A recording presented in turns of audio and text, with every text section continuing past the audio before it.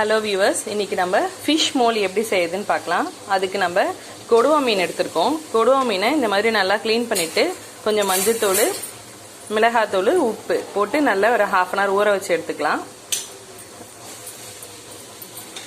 அப்புறம் நம்ம சின்ன வெங்காயம் எடுத்துக்கிறோம். பச்சை மிளகா 4, 3 தக்காளி, கொஞ்சம் இஞ்சி, 4 பூண்டு. இதை நம்ம எண்ணெய் ஊற்றி நல்லா இப்படி வதக்கிக்கணும். இப்போ நம்ம ஒரு பெரிய தக்காளியும் ஒரு பெரிய வெங்காயம் இந்த மாதிரி சின்னதாக நறுக்கி வச்சுக்கணும். இது இல்லாமல் ஒரு மூலி தேங்காவை நல்லா நம்ம துருவி வச்சுக்கணும். அப்புறம் நம்ம இந்த மாதிரி ஒரு 15 முந்திரி, கசகசா, பொட்டுக்கடலை, இதை 3 நல்லா இந்த மாதிரி தண்ணியில் ஒரு 1/4 மணி நேரம் ஊற வச்சுக்கணும். இப்போ இதுக்கு வந்து நம்ம ஃபிஷ்ஷை நம்ம ஊற வச்சுருந்தோம்னா இதை மாதிரி எண்ணெயை போட்டு இப்போ வறுத்துக்கணும். ஃபிஷ் மோலி செய்யறதுக்கு இந்த மாதிரி வறுத்து எடுத்துக்கணும். இது நல்லா வதங்கிடுச்சு. இப்போ இதை நம்ம நல்லா ஃபைனாக அரைச்சி எடுத்துக்கலாம். இது கூட நம்ம 4 பட்டை சேர்த்துக்கிறோம், 4 கிராம்பு சேர்த்துக்கிறோம். பட்டை இருந்தால் பட்டையும் போடலாம். அதனால் இப்போ நான் 4 கிராம்பு போட்டுக்கிறேன். இதை நல்லா நம்ம ஃபைனாக கிரைண்ட் பண்ணி எடுத்துக்கலாம். இந்த மாதிரி நம்ம நல்லா ஃபைனாக இதை கிரைண்ட் பண்ணி எடுத்துக்கலாம். இப்போ இதை நம்ம வந்து இந்த வெசலில் ஷிஃப்ட் பண்ணிவிட்டு இந்த ஒரு மூலி தேங்காய், முந்திரி, பொட்டுக்கடலை ஊற வச்சுருந்தோம் இல்லையா, இதை இப்போ நல்லா அரைச்சிக்கலாம். தண்ணி விட்டு கொஞ்சமாக தண்ணி விட்டு நல்லா மைய அரைச்சிக்கலாம். இந்த மாதிரி நல்லா ஃபைனாக நம்ம அரைச்சி வச்சுக்கிட்டோம். இது வெங்காயம், தக்காளி அதை அரைச்சி வச்சது. இது வந்து இந்த தேங்காய், முந்திரி, பொட்டுக்கடலை அரைச்சது. இது கூட நம்ம கரம் மசாலா நான் வீட்டில் அரைச்சி வச்சுருக்கேன். அதில் 1 ஸ்பூன் வந்து இதில் ஆட் பண்ணிக்கலாம். இது கூட 1/2 ஸ்பூன் ஜீரகத்தையும் பெருஞ்சீரகத்தையும் நம்ம இதில் ஆட் பண்ணிக்கலாம். நம்ம இந்த மாதிரி முக்கால் வறுத்தா போதும்.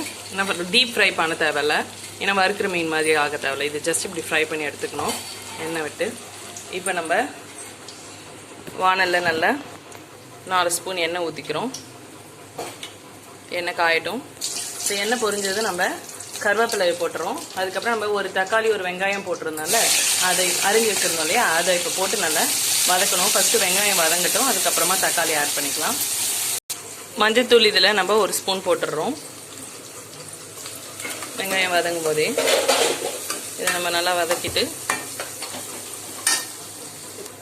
இப்போ நம்ம உப்பு தேவையான அளவுக்கு இதில் ஆட் பண்ணிக்கலாம். இப்போ நான் வந்து 2 டேபிள் ஸ்பூன் ஆட் பண்ணியிருக்கேன். ஏன்னா நான் மீன்லேயும் கொஞ்சம் உப்பு போட்டு வறுத்துருக்கேன். ஸோ பார்த்துட்டு நம்ம ஆட் பண்ணிக்கலாம் வேணும்னா. இப்போ நம்ம தக்காளியை போட்டு இதில் வதக்கலாம். தக்காளி நல்லா இதில் ஒன்றோட ஒன்று மர்ஜ் ஆகிற மாதிரி நல்லா வதங்கணும். அதுதான் இந்த குழம்போட டேஸ்ட்டு கொடுக்கும். இப்போ நம்ம அரைச்சி வச்சுருந்த தக்காளி, வெங்காயம், பச்சை மிளகாய், இஞ்சி, இது நம்ம இந்த பேஸ்ட்டை நம்ம ஃபஸ்ட்டு இது கூட போட்டு நல்லா வதக்குறோம். இப்போ நம்ம இதை நல்லா வதக்கிட்டு 2 ஸ்பூன் மிளகாத்தூள் போடுறோம்.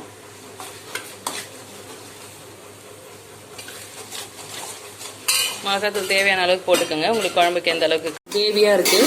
இப்போ நம்ம வந்து தேவையான அளவுக்கு தண்ணி ஆட் பண்ணிக்கலாம்.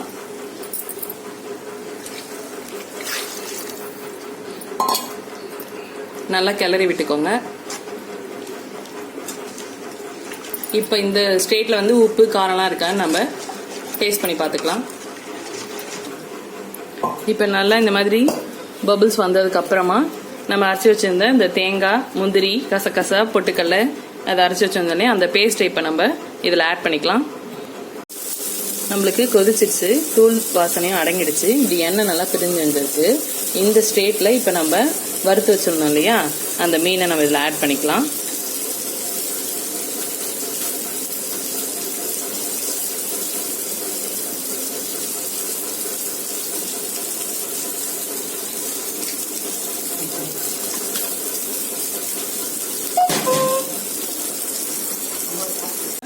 கொதிக்கணும். இப்போ நம்ம கொத்தமல்லியை நல்லா இந்த மாதிரி குட்டியாக நம்ம கட் பண்ணி இதில் போட்டு நம்ம லாஸ்ட்டாக உப்பு இருக்கான்னு ஒரு தடவை நம்ம செக் பண்ணிக்கலாம். இல்லைன்னா நம்ம இப்போ உப்பு ஆட் பண்ணிக்கலாம். இது வந்து ரொம்ப போட்டு குத்தி கிளறக்கூடாது, மீன் உடையாமல் அழகாக நம்ம இன்னும் ஒரு கொதி வந்ததும் நம்ம ஸ்டாப் பண்ணிடலாம். ஏன்னா ஆல்ரெடி வறுத்துருக்கோம் இல்லையா, மீன் குழம்புக்கே நம்ம லாஸ்ட்டாக தான் மீன் போடுவோம்ல, அதனால் இது வறுத்து வேறு போட்டிருக்கோம். ஸோ ஒரு 5 மினிட்ஸ் கரெக்டாக வச்சுட்டு நம்ம சிம் ஆஃப் பண்ணிக்கலாம். அவ்வளோதான், சுவையான டேஸ்டான ஹெல்தியான ஃபிஷ் மோலி ரெடி ஆயிடுச்சு.